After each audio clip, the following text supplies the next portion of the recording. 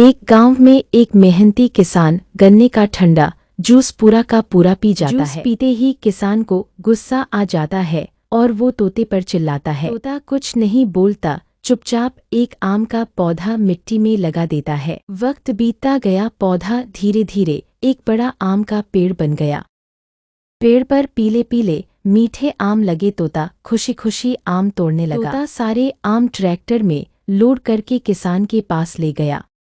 आम देखकर किसान बहुत खुश हो गया, उसकी आंखों में खुशी झलकने लगी। लेकिन तोता रोने लगा क्योंकि किसी ने भी लाइक और सब्सक्राइब नहीं किया। अगर तोते की मेहनत आपको अच्छी लगी हो तो लाइक और सब्सक्राइब ज़रूर करना।